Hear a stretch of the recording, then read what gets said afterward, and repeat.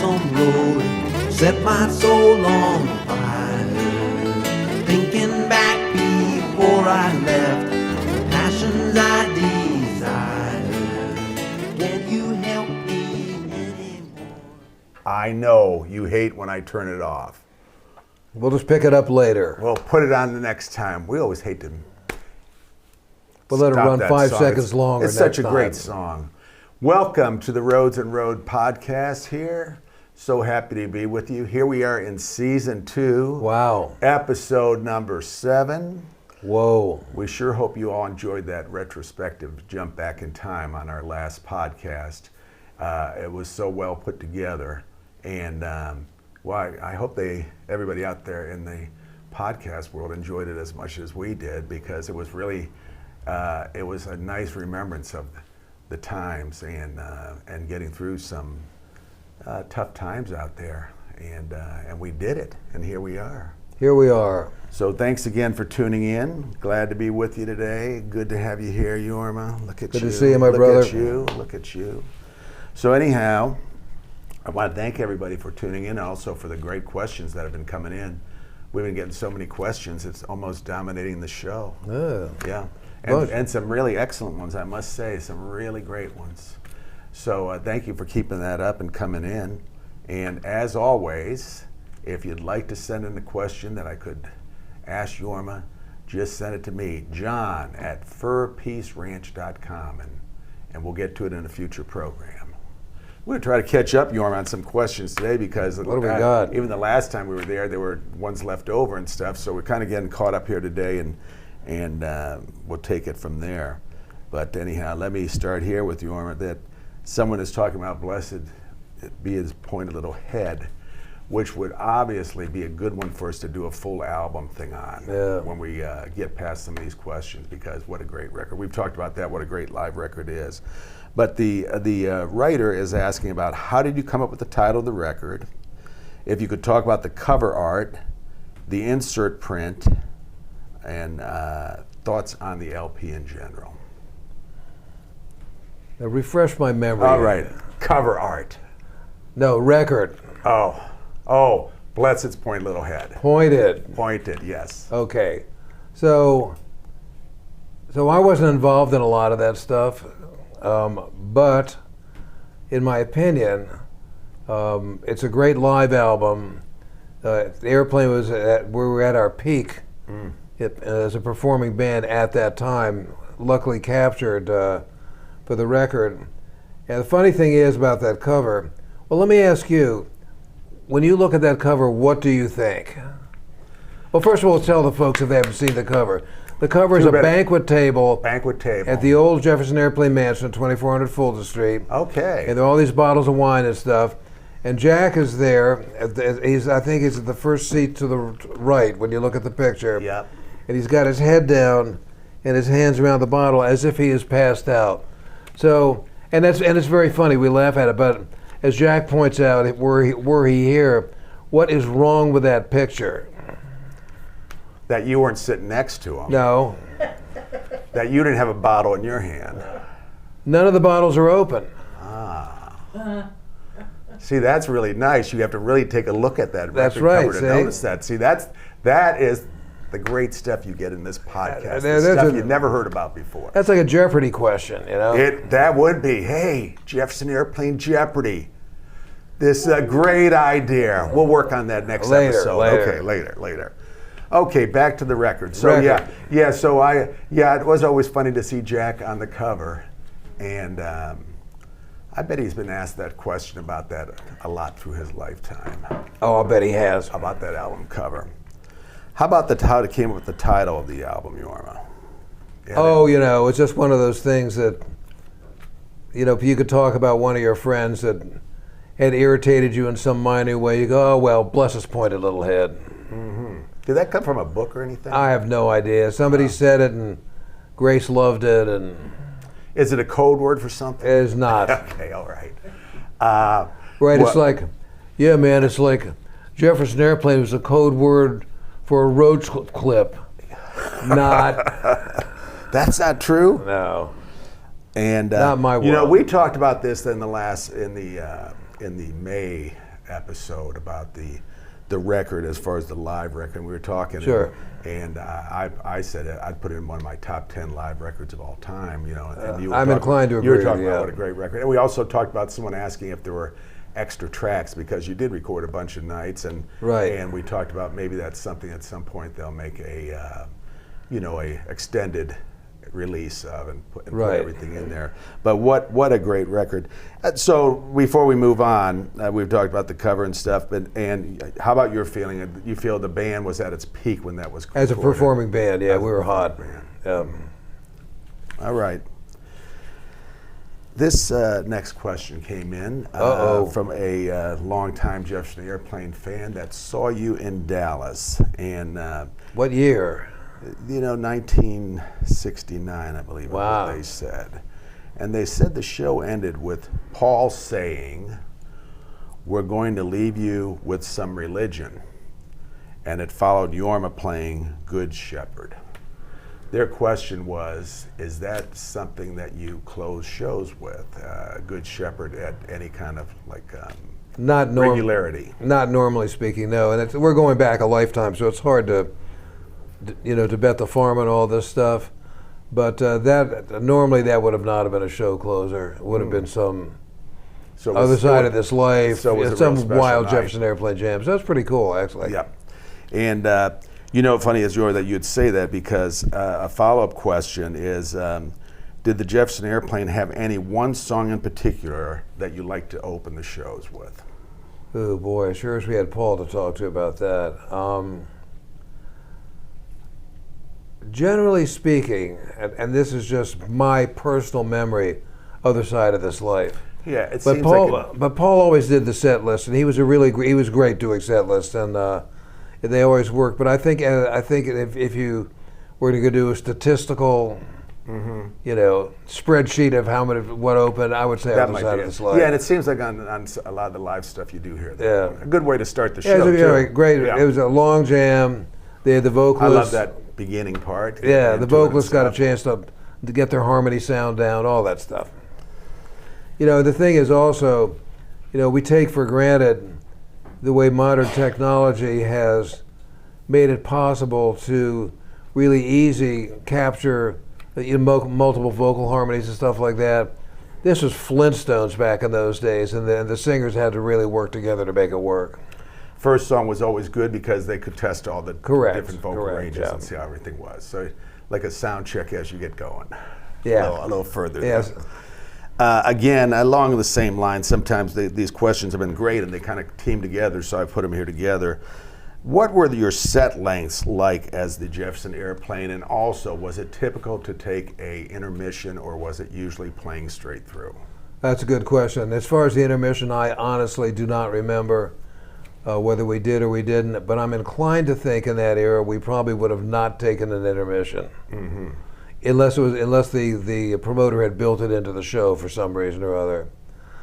And set lengths, I would say 90 minutes, sometimes more, because a lot of those songs, I mean, you could look at a set list that Paul would draw up, and it'd be a finite number of songs, but a lot of the songs had really extended jams, so it could be a long show. Right. Now, in these days, and having got off a recent tour with you, I know that a lot of the promoters are very specific on your entry time and show ending time. Were you under the same kind of direction back in those times? Nah, it was... Start time, did they want you sharply on the stage at 8 well, o'clock? everybody wanted you sharply on the stage, but it wasn't as precise as it is today. Okay. All right. That was a good question. Put a few things in there. Yeah, this was kind of interesting because it's not per se, it was not per se a question, but a statement, but I thought it was worth repeating because it is a very cool thing about your not only your career but your Hot Tuna. But they pointed out that Hot Tuna was one of the earliest of the San Francisco bands, of course coming out at the end of the 60s with the Jefferson Airplane, and that at this point you are the last of the truly intact original bands from San Francisco. Wow. I started thinking about that, and the fact that the Yeah, words you're in right. there are that truly intact with the original members. Yeah. And I thought that was a pretty neat thing to point out. Yeah, I guess first we need to point out that we're still alive. That's a good thing. It is a good thing. Yeah, you're doing good. Thanks, man. Yeah. And not only just being alive, but we're still able to do what we do in a high functioning kind of way. Yeah. Because a lot of our compatriots are either no longer with us or don't play anymore. That's very true, Jorma. That's why I thought it was a very cool thing to point out that, because you're approaching 60 years with almost hot tuna here soon. Yeah, you're right. I mean, it's still a know, couple to come, but that's a long time to keep the band together. Yeah. Yeah, you guys have done good. Without one band meeting. That's why we're that's still. the secret of a good band, you true. know. Well, I just wanted to say that because I thought it was such a great thing that they pointed out, and I thought, that is true. You think back of all those great West Coast bands, and while some of the lead members are still there, like say Carlos Santana's still doing it, but as far as the people around him, I don't know if there would be any original members in his group at this point. Yeah, I mean, Carlos, God bless him, is certainly one of the oldest, if not the oldest, thinking about it, intact San Francisco band. Mm-hmm. Yeah. Yeah, he's been doing it a long time too. Yeah. Sometimes these questions I almost hesitate to ask you, but I wanted just to respect the listener that took the time to send it in. But they were talking about the Jefferson Airplane reunion, and they had tickets to see you in Atlanta, and the show was canceled, and they wondered which show was this? In Atlanta, Georgia. And I knew this would be a hard one to pull out if you'd remember anything like that. But I was wondering, was show cancellations ever a thing that would happen to you guys? Very rarely. I have no recollection of this, but excuse me. But if this person says it happened, it probably did. And the answer is I wouldn't know why. It could be a lot of reasons, but lack of ticket sales. I mean, I just have no recollection of it. Okay. We really didn't. As a rule, you pretty much made everything. Yeah, we pretty much made every show we were booked to do, so I can't help there. But Right. All right, we're moving on. Yep, moving on. All right. Yeah. Now this was okay. One of our listeners, Mark, says that one of his favorite tunes by the Jefferson Airplane was "Hey Frederick." Ask Jorma about that recording and the song. What do you have to think about I had that? nothing to do with that except playing the guitar. I'm guessing that "Hey Frederick" sounds like a Grace Jam song. And I don't even remember whether it has lyrics or not. If it does, I bet she was scatting them or writing it on the spot. Yep. All right. Yeah, the Airplane, in addition to being a really good band, when we were doing song arrangements and stuff like that, just because of the nature of the way we played, we're a good quote-unquote jam band also, because we listened well. And so a lot of nifty stuff popped up. I imagine that "Hey Frederick" was probably something out of a studio jam, and it snipped in there. It snipped in there, yeah. When you were talking earlier about Paul doing the sets, it was Paul pretty much the guy that did he the was. sets? He was. And how about as far as showing it to Marty or Grace or you? Was that anything that see what you thought about it? I would never have been a part of that discussion. Okay. That's singer stuff, and I was totally okay with that as well. Because. The Airplane was a great band in a lot of ways. All the members were fine musicians. But in terms of a show, I think most people want to hear songs, And that's where the singers came in. Right. Because they wrote and sang songs. Right. Well, that says a lot that you guys had Paul, you felt comfortable enough with what he did to do the sets, and then just kind of fell right along. Yeah, bands, anybody that's been in a band will know, regardless on what level or how long, will know exactly what I'm talking about. Keeping a band together is tough. There's always all kinds of discussions and egos and this and that and the other thing.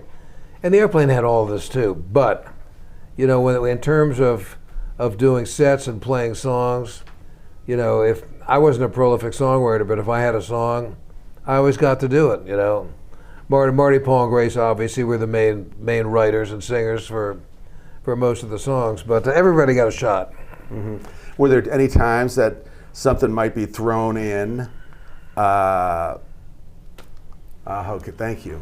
Were there any times, Jorma, that something might be thrown in that you'd say, God, I feel uncomfortable with that, or I don't recall that, actually. I don't think that, I mean, depending on who was throwing the song at us, they'd want the band to be able to nail the song. They wouldn't throw a song that we couldn't do well. How about surprise songs? Like, would you ever throw like a Tobacco Road in there from that first record? Oh, not without rehearsing it. Absolutely not. Okay, so it wasn't anything like kind of like a surprise to you. No, These nothing were all like that. things. I mean, that would be a potential train wreck. That's not a jam song. That's a song. Yeah, you got to know where that's going. All right, very good. I just saw a note come off there from our what did that note say? The producer was talking about the show in Atlanta. Could have very well been a Jefferson Starship concert, not a Jefferson Airplane concert. So maybe that had something to do with why you didn't remember it.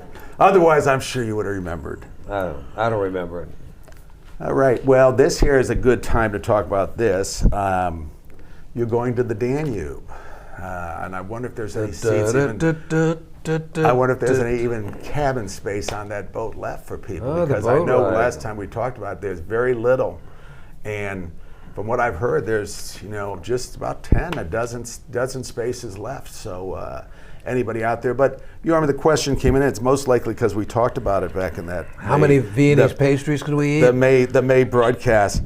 Where did this idea come from? Was this a Jack Cassidy, Jorma Kaukonen collaboration where you thought about doing something like this? How did this come about? Oh, it probably came in a discussion with Vanessa. I mean, people who've been in the business as long as us, you're always looking for something to do. I mean, on the one level, for me, the gigs are more than enough because I just love to play. But people like to have a little bit of fun, and our demography, thank goodness, at this point, our fans can afford to spend a little money to have some fun. So think about a river cruise on the Danube. This is not going to be up and down, back and forth.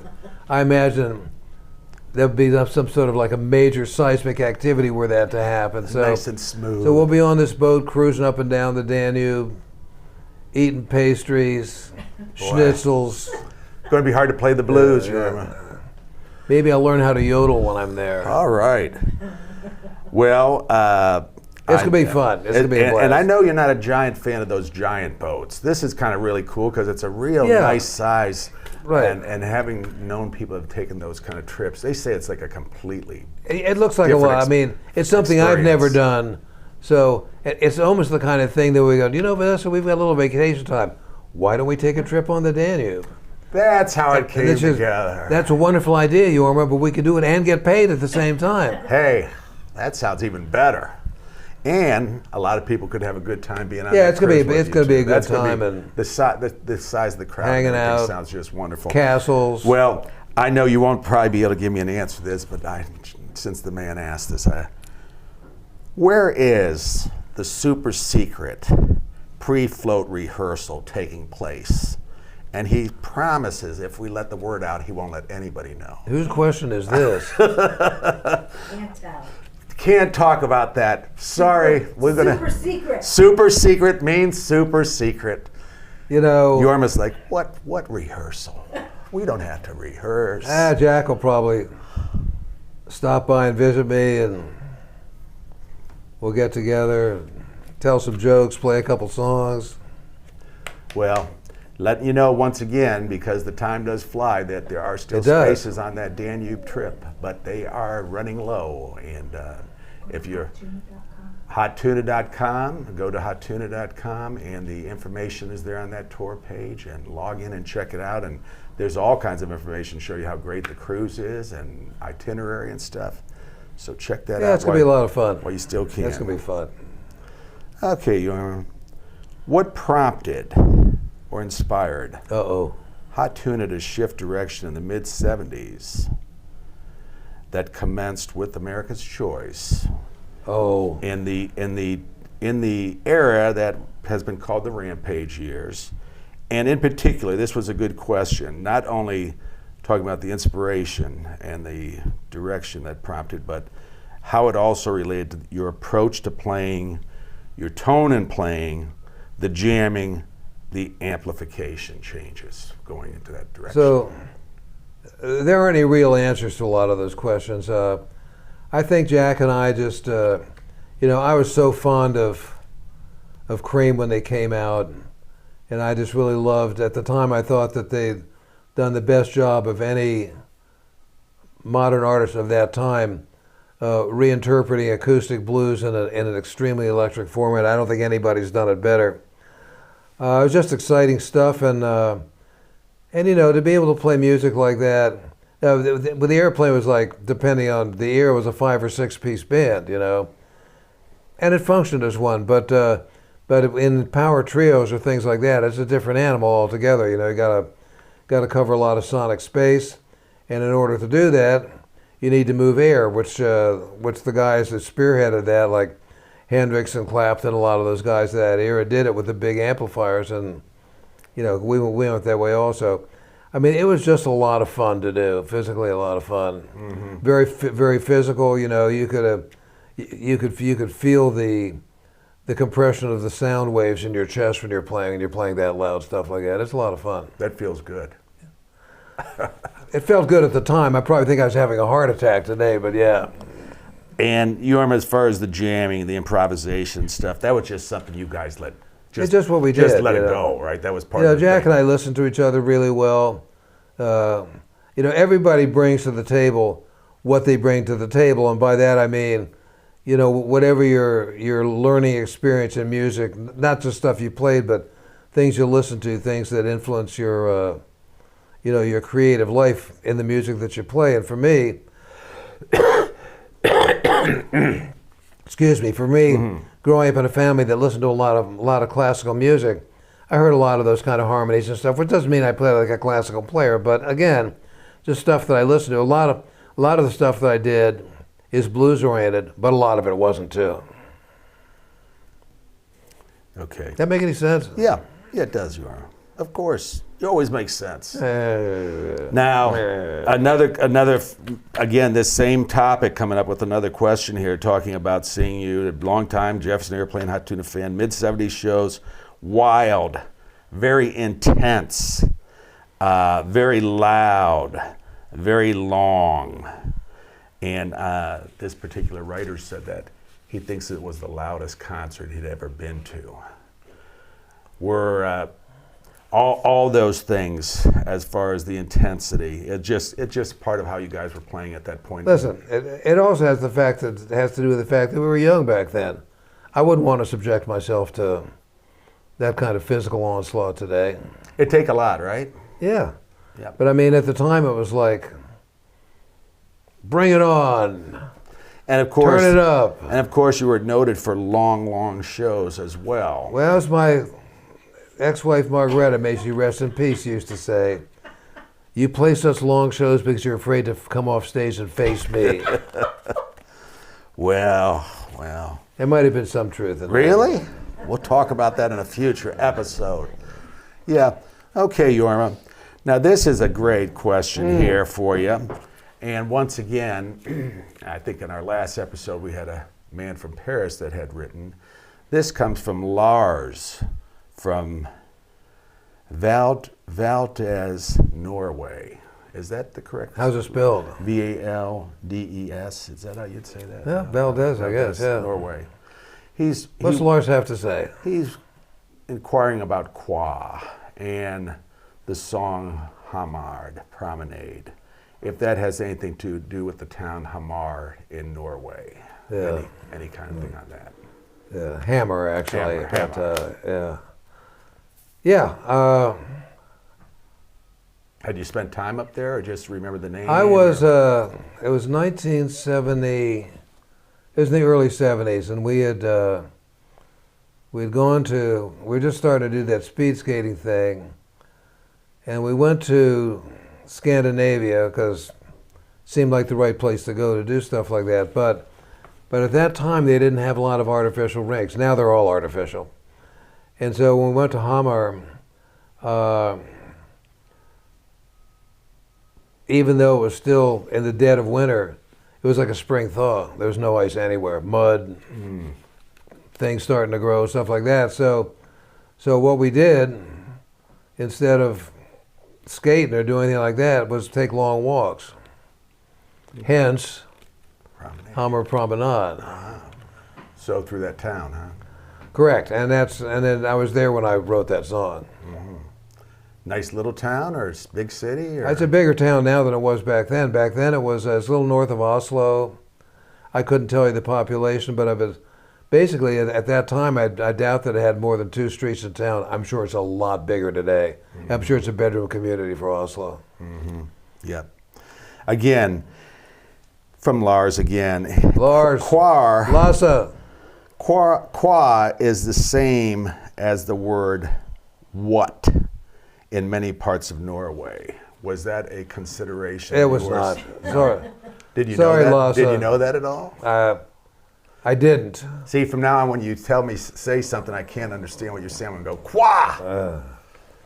Qua. So what I'm going to tell you is qua. So we were. I was driving down the street in one of the old cars. I think it was a 40 Buick. I forget, some antique car that I had. Driving down Market Street, just came down off the hill, right down at the bottom where the trolley tracks came out of the tunnel. There used to be a karate do. And I remember I was sitting there, and I looked over to my right, and there was a window, and all these does, you could see the guys practicing and breaking shit and all that stuff. And I looked over there, and there was a pile of boards or bricks or something like that, and there was Mickey Hart of all people. And as I looked at him, he looked like, and what I thought it looked like he said was, "Qua." The truth comes out. Thanks, Mick. So Mickey Hart was doing the breaking, huh? He was Yeah, one of the guys over there. He was a big martial arts guy back in those days. Yeah. Wow, very, very Yeah, interesting. Mick. Good job, buddy. Yeah. So there you have it, my friends, the real story behind the title Qua. Yep, there you go.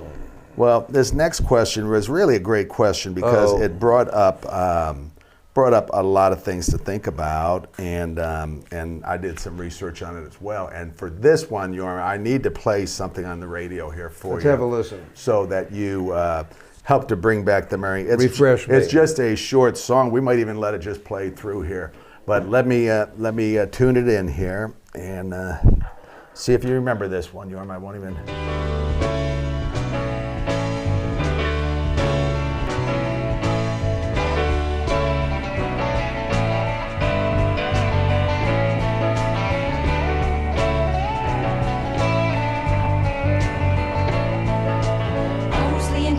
Twins of the trade come to the poet's room, talking about the problems of the leaf, and yes, it'll be back soon.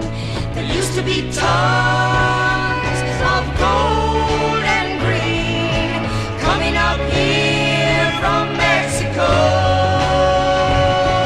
Up donde está la planta, mi amigo del sol. But Mexico is under the thumb of a man we call Richard, and he's come to call himself king. But he's a small-headed man, and he doesn't know a thing about how to deal for you.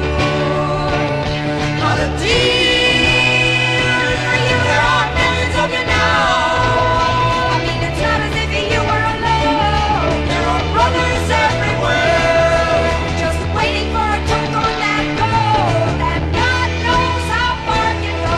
Your thanks, Uncle Charlie, for your Mexican smoke. You're a legend, Owsley, for your righteous dog. There were 500,000 people on the lawn, and we sang to their faces in the dawn. How long will that young race wait for the jailers' time to end? How long will the panther race wait for the iron bars to bend? No, no, no,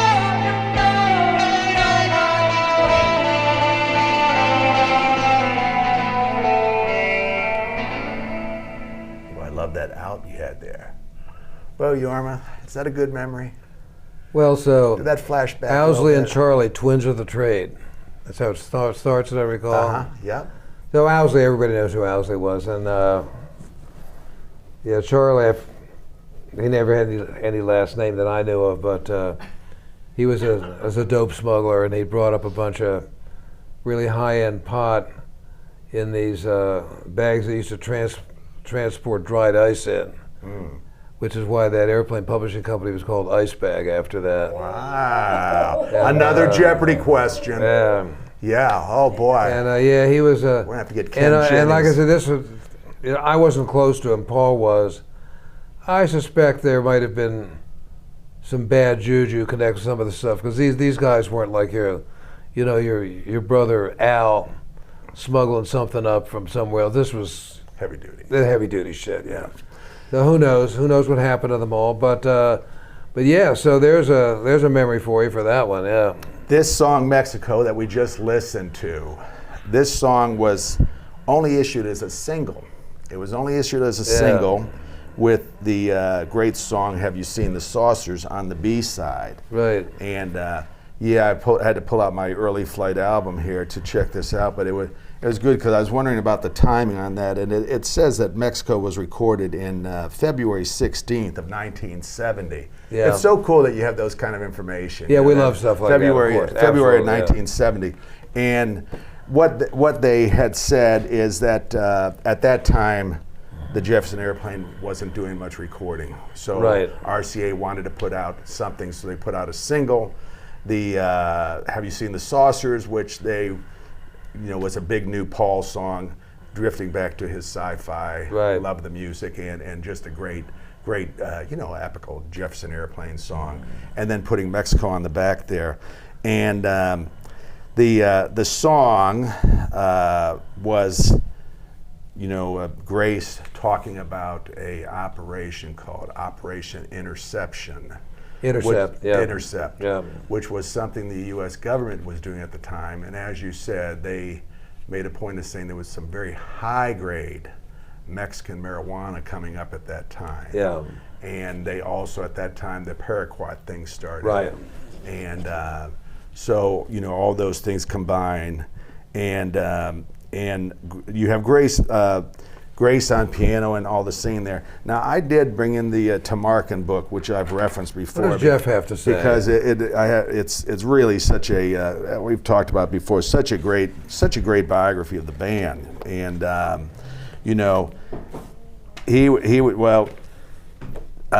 was just talking about that the Mexico released by RCA with no new album on the horizon, and that it was banned from the radio stations due to its drug content, and never really received any play other than, as we've talked about before, the FM underground stations would play it.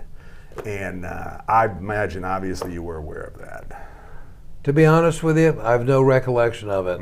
It's not something I think would have concerned me personally much at that time. But I thought looking maybe you'd back, be thrilled about it. hard to say. Let me ask myself. Self? No. But, however, all those things were kind of like red badges of courage, Yeah. Yeah, the government hates me. Wow, that's fantastic. That's what I was kind of thinking there. But and the apparently, the Richard Nixon, the whole process there, they were really clamping down on that whole thing. And it's really odd in our time to think about a song like that would be banned because of talking about. It's hysterical. It really shows you the difference in the times that you. Exactly. You like for example, Les and I were driving into town into Athens to see a movie last night. We're driving up the street, and there's a pot dispensary. I think what do we got? 4 pot dispensaries in Athens. Wow, 5 I hear. 5. It could be. I don't know. But my point being, these are different times. It went from smuggling dope up in ice bags to just going down to the dispensary and sampling a bud here or there, Let me ask you, this is completely off script here, but since you brought it up, when you were young like that, did you, like when I was younger in college and stuff, there were times I always thought that marijuana would get legalized a lot sooner than it did. Yeah. And when you were a young guy like that, did you have any thoughts that would ever happen? Well, when I was a young guy like that, a pot bust was a serious felony. You were Sure. going to prison. Oh, yeah. Not to jail. You were going to go to prison. So yeah, I mean, the way things have evolved over the years, it's like, yeah. Kind of hard for you to believe how much it's evolved? Oh, Or I mean, could you imagine that at one time? I mean, it's it's over half a century, so it's easy to wrap your head around it now. But I remember back in San Francisco in the day, like I said, if you took a pot bust and it wouldn't take very much, you could wind up in San Quentin Yeah. Not a good place or to be. Vacaville, one of those places. Yeah, not a good place to No. be. Yeah, and as we've talked about that before, Chester Powers, Dino Valenti, Yeah. really for a pot bust, and sold his rights to that Get Together song to get the money to get out of jail. Right. You know, to think that Old was Dino. that was the case back then. Jorma, the Tamarkin book. One thing I wanted to mention is they mentioned at this time that it seemed that the airplane, could just get these two singles together for a release, that there were signs already that things were kind of like breaking up. And there's one thing in particular, that Steve Barncard, Engineer. Yeah. Yep. His comment was, the band was already falling apart. Jack came in and took 5 days to do a bass part. Jorma came in and did his part. Paul was pretty much running the show, and Grace was hanging out and grossing everyone out. Interesting. That pretty much says it all. Does that say it all there? Yeah, pretty much. So at that time, yeah, because I think really after that, you got 30 Seconds, a live record coming out, but and I guess that, and Have You Seen the Saucers was done live on that record. Yeah. Yeah. This is the Early Flight record, which also came out at about that time because once again RCA felt they had to do something, Right. since the band at that time wasn't producing anything to put a record out. Right. So what we have here is a compilation, which is very, very cool, by the way. It's a good compilation. Yeah. Early Flight, it's called, and while a lot of this stuff is the very early stuff, 65, 66, 68 period there, you do have Mexico, which is a recording in 70, and the Have You Seen the Saucers is 70 as well. I found it interesting, this song called Up and Down, which is one of your brother's songs that you guys ended up doing there. Marty at that sung point. that. Yeah, and so it was a real nice collection of different things. The Early Flight album cover here, and it took and then aside from all like the alternate takes, it did take that 45 and put it on a record for once. And as RCA was so good to point out, a collection of songs never before released on an album. So anything to sell records. They do that a lot these days, but you guys were kind of early on doing these unreleased track thing here. Yeah. Think about it, what a nice collection of, and this has some great, some of those great B-side So if you think stuff about on the there. airplane at the time, like I said, I'd be hard to put, to put dates and statistics on this, but there was a time when Airplane was arguably one of the biggest bands in the United States, and in a more adult mindset, instead of just wandering away from the band like Jack and I both did when that time came, we probably would have done a farewell album, a farewell tour, all that stuff that the adults do with records and stuff like that. But that's not how it was back then. One of the things I think that was exciting to me when it worked was the family aspect, both good and bad, of the airplane members, creatively working together on the road, stuff like that. And when that began to dissipate, it was like, I don't think I gave any thought to it. I thought, well, big commercial band, we should do a farewell thing. I just figured, It just kind of, I'm done. yeah. Now, there's something kind of cool organically about, the way you just did it. Yeah. It just kind of morphed and happened. Yeah, we could have had like 5 farewell tours. Yes, you could have played years of saying goodbye. Too bad they didn't have the Sphere back then. You could have done like a month of a farewell tour. Right, every night a new farewell. There you go. Okay, well, that Mexico, very interesting, great song. It is a great It song. does have the typical Jefferson Airplane, fight for Right. the issues and the revolution at the Right. time. Stick it to the man. Sticking it to the man. That little Richard. Yes.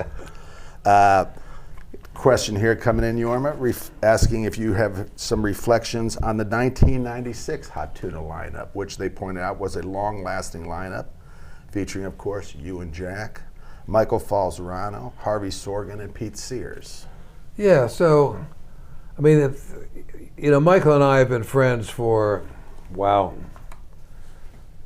going way back into the early 70s, and we played a lot of music together outside of that format. And I guess when the time came together to do something, we needed a band, and those are the guys that we had in our family we've been playing with, so that's what we went with, They're a good bunch of players.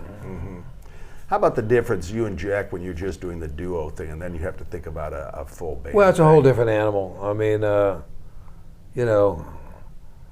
as a duo, there's a lot more freedom. Certainly probably more for Jack than for me. Whereas in a band, people have roles to fulfill. And adding musicians to that mix, you aren't like saying a keyboard, Has that changed things up a lot for you as far as how you have to think of playing in the song? Well, I don't think I thought about it like that, but of course it does. And I remember that when you have a keyboard in a band, it becomes a keyboard band. You think it actually takes over? Yes, under most circumstances, except when you have a Pete Sears in the band. Pete is just because he plays a lot of instruments really well, and his musical taste was always impeccable. And whether he was playing a bass part or a keyboard part or an accordion part, it was just always the right stuff.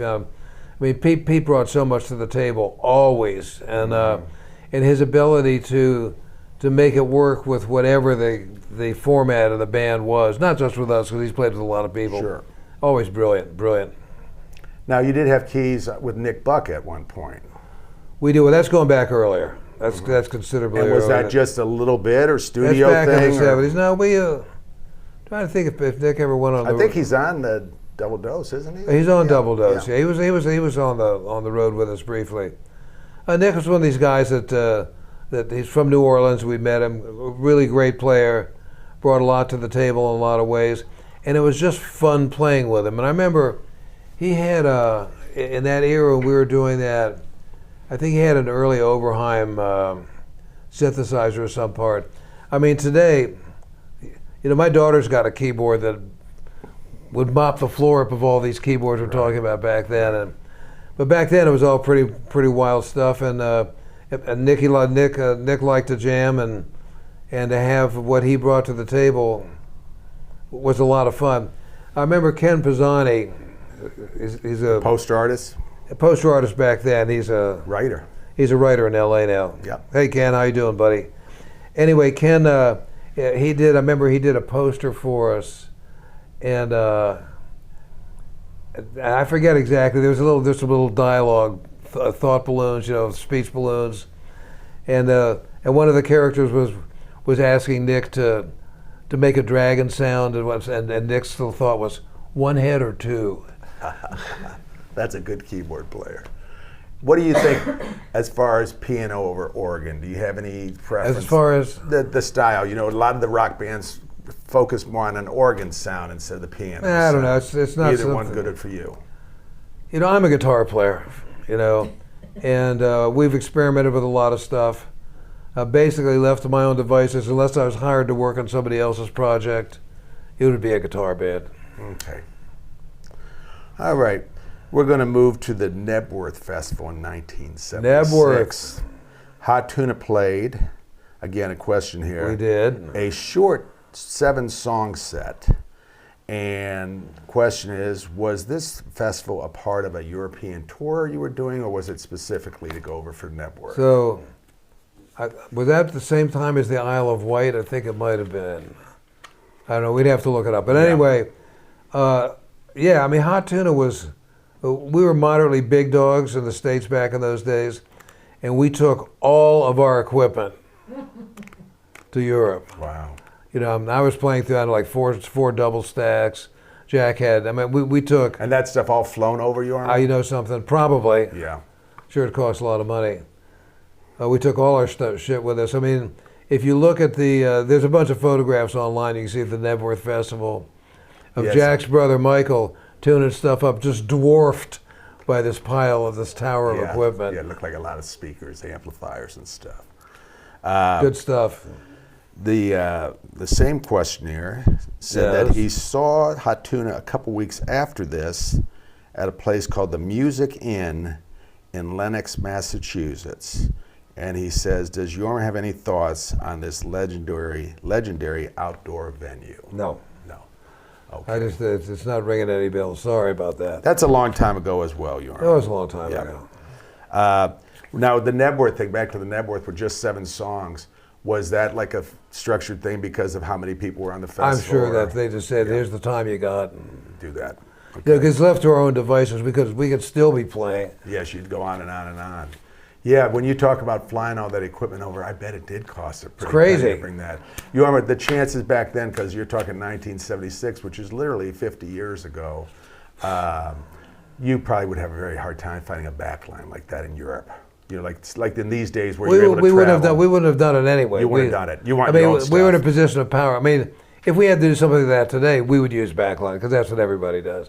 But back in those days, I mean, our sound man required You had to have the right elements. exactly, and and make so everything perfect. and we were in a position of some power. So we said we want the amps, fly them over, and all the necessary step down transformers.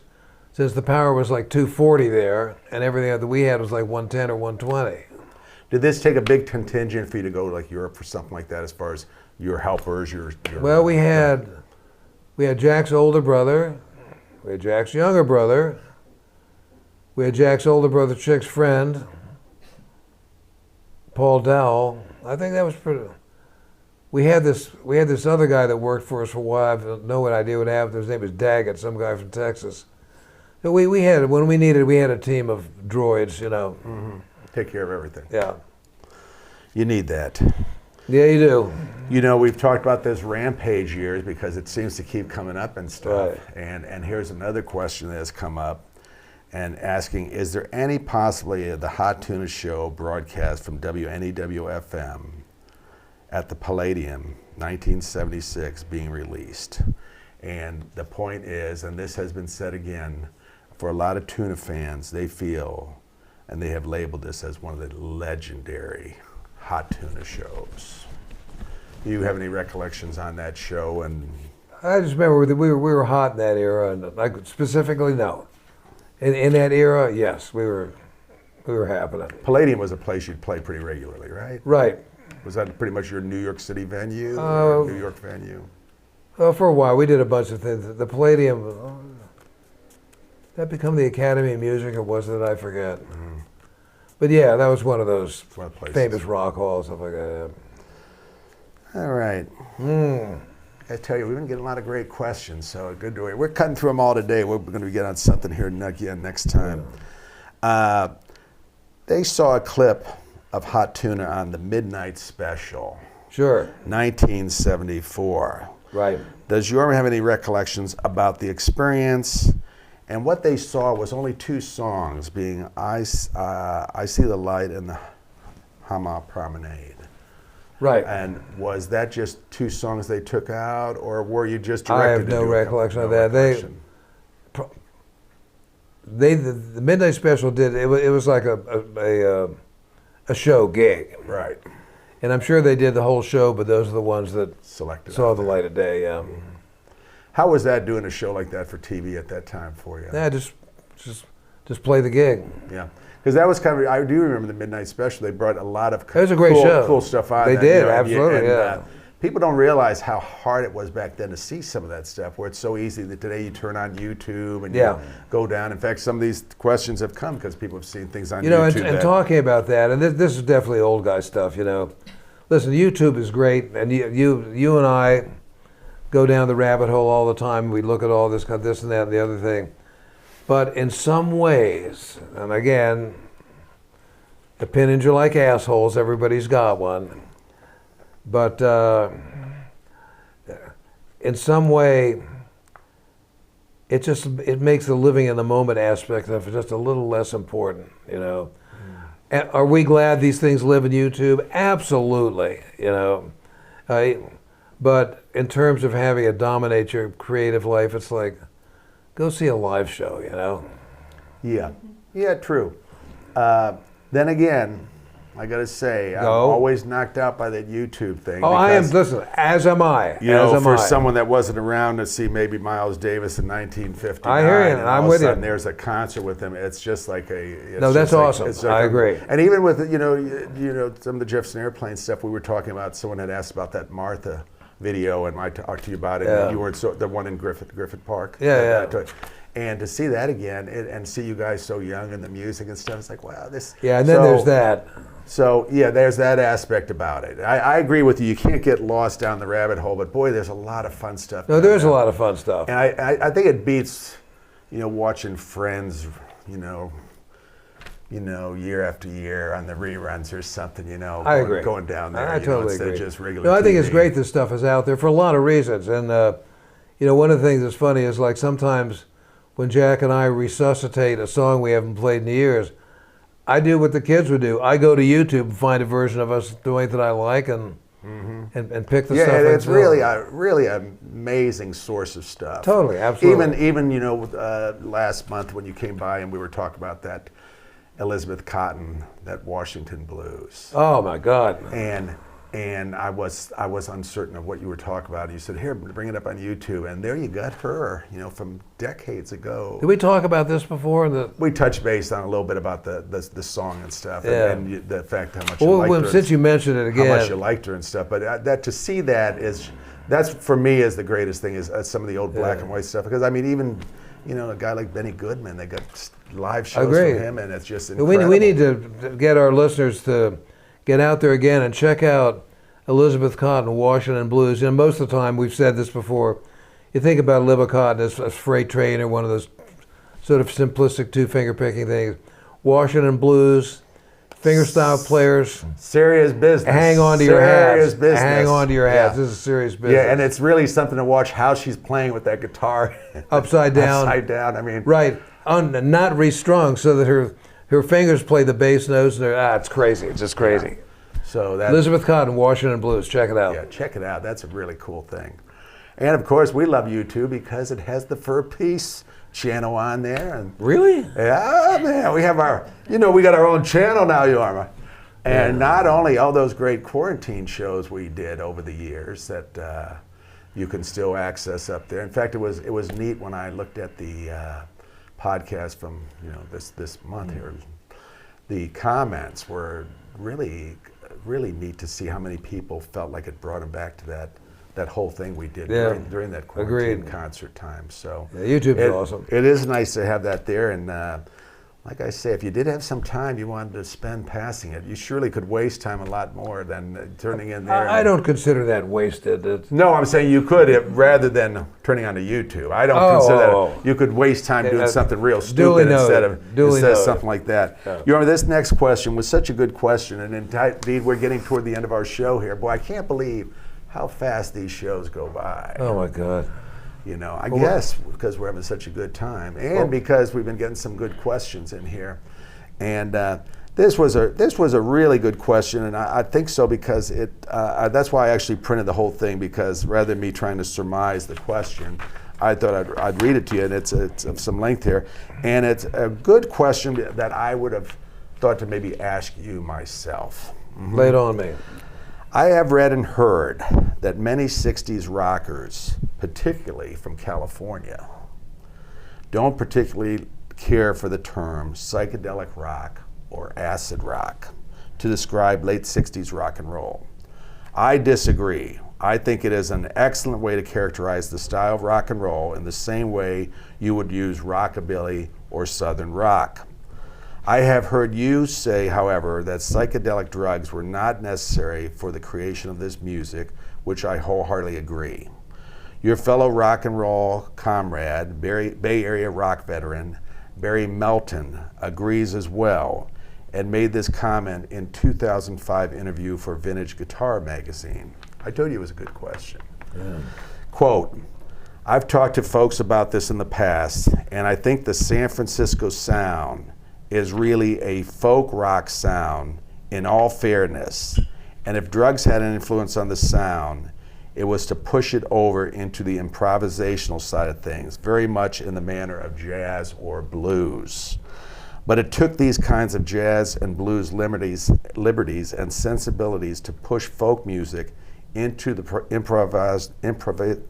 improvisational zone. You've got to understand that different people chose different idioms during the folk music movement of the early 60s, and for me, it was the blues. Very cool comment by Barry. Yeah, and actually, well said, Barry. Well said, buddy.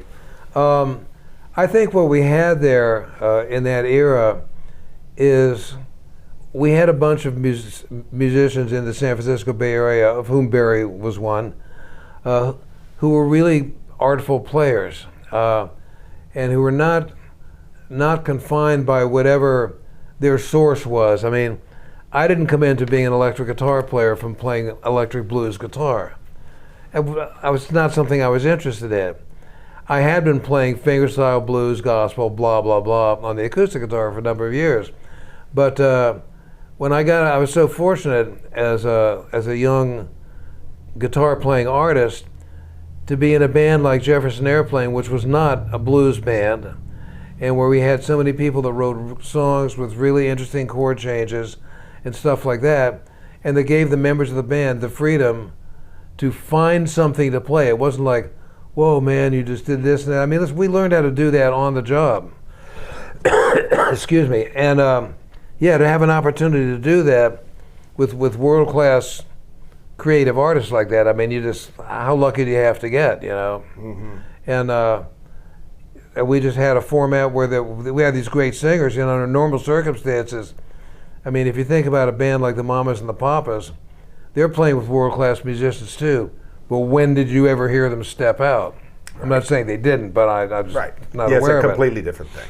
But, you know, I mean, here we had, you know, for the most part, really complex three-part harmonies and a band that played its ass off all the time.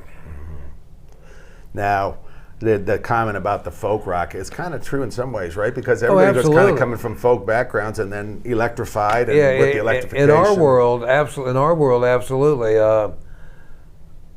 You know, categories are so funny, and what does the term folk rock mean? Who knows, you know?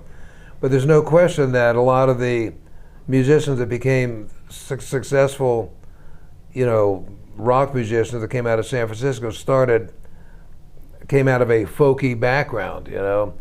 Hey, you know, folk music it's powerful music. It's not like, you know, it's not lightly undertaken either. Right. And, you know, it's an idiom, I think, that translated really nicely, thank goodness, into an electric format.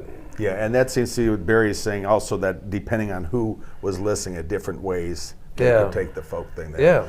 And we're going to have to wrap up this show, but I want to go back to his first question, because the people talking about psychedelic rock and acid rock. Of course, when I was growing up, that's terms you'd hear. Oh, that's acid rock, or that's psychedelic. Right. Did you not like the coinage of those words personally? I don't personally think I gave it a second thought. No thoughts about it. And if you think about, I guess there were some bands back in those days where the band members did a lot of psychedelics. That was not my path, you know. Mm-hmm. Even though the Jefferson Airplane, looking back at it historically, is certainly a psychedelic band, whatever the hell that means, you know. So I guess for me, it's just a good psychedelic band's got to start with good songs and a bunch of good players to leave enough room so that when they're not supporting the song, that they can improvise in some sort of a constructive way without just, you know. Right. Yeah, and I personally, Jorma, think that the improvisation aspect of things was part of what made it so psychedelic. Using that word, you know, experimental, adventurous. You know, the playing was adventurous. Totally, yeah. Going in different directions and stuff. But I also kind of wondered if, in some cases, when you talk about acid rock, if it was something that meant like rock was good for people that might be experimenting. You know, I would never have thought that. You wouldn't have thought that. I mean, I think it almost became like industry terms. Yeah, that's a great. I mean, look, people have been getting high for a really long time, John. I know this comes as a shock to you, but I never heard about that. yeah. All I know is Bill Clinton didn't inhale. But anyhow, Well, he never inhaled, I don't think, did he? No, he didn't inhale. No. Well, anyhow, Jorma, we got to wrap it up. But what a Oh, great way to no. wrap it up. Now, I got to say once again, I may not take many questions for the next thing, but please send them in because we'll keep them in target for when you. Yeah. Because this is the second episode in a row where I had brought this Fillmore record in, and I wanted to talk to you about But we didn't even get to about it. the Fillmore days with the Jefferson Airplane. And I'm thinking maybe for our next episode, we'll just need to talk about the Fillmore because I want to talk to you about looking at the paperwork. It's so great in that box set of the Fillmore. They have every show that they ever did at the Fillmore. And I was looking at the year 1966, and the Jefferson Airplane played the Fillmore 42 times in that year. And I've got some of the great combinations that you played with, but boy, we're going to talk about the Fillmore West next time. So Yeah, that'd be great. Be Let's sure do to that. tune back in, and we always appreciate you tuning in. Bless up, have a great day. Let's leave them with some good music.